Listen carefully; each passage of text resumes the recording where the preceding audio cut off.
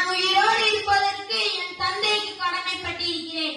ஆனால் சிறப்பாக வாழ்வதற்கு என் ஆசிரியருக்கு கடமைப்பட்டிருக்கிறேன். இதோடு மட்டும் விட்டுவிடாமல் ஒருவரின் ஒழுக்கம், குணம், செயல் இவை அனைத்தினையும் சிறந்த நெறியிலும் முறையிலும் வழிநடத்தி செல்வதும் ஆசிரியர்களின் பணியை தாண்டிலும் மேலோங்கி நிற்கிறது. மேலும் எத்தனை முறை சந்தேகங்கள் கேட்டாலும் கூட முகம் சுளிக்காமல் முன்வந்து பாடம் கற்றுக் கொடுப்பதில் நான் ஒவ்வொரு ஆசிரியருக்கும் என் மனமார்ந்த வாழ்த்துக்களை தெரிவித்துக் கொள்கிறேன். உன்னால் முடியாது என்று என் பின்னால் நின்று 1000 பேர் சொன்னார்கள்.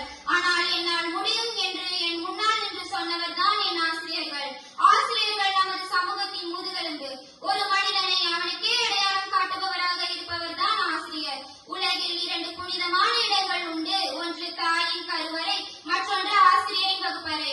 தாயின் கருவறையில் அவன் உயிரை பெறுகிறான், ஆசிரியரின் வகுப்பறையில் அவன் அறிவை பெறுகிறான். உலகின் உயர்வுக்கு உன்னதமான மாணவர்களை உருவாக்கி தலை சிறந்து மிளிர உடலாலும் உள்ளதாலும் உதவி நிற்கும் உன்னதமான பணியே ஆசிரியர் பணியாகும்.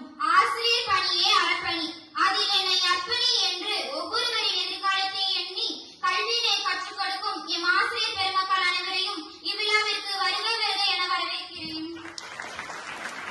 கல்லை சிலையாக்க சிற்பி வேண்டும், மண்ணை பானையாக்க குயவன் வேண்டும், எதை செய்ய வேண்டுமானாலும் சரியாக செய்ய வேண்டும் என்ற வரிகளில் வளம் கொண்டு இருப்பவர்கள் எம் அலுவலக மற்றும் இதர பணியாளர்களை இவ்விழாவிற்கு வருக வருக என இன்முகத்துடன் வரவேற்கிறோம்.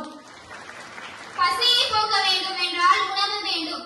இவ்வுணவினை தினமும் நாக்கிற்கு சுவையாக சமைத்து தரும் நம் சத்துணவு பணியாளர்களை இவ்விழாவிற்கு வருக வருக என வரவேற்கிறேன். இலக்கை நோக்கி பறக்கும் பறவை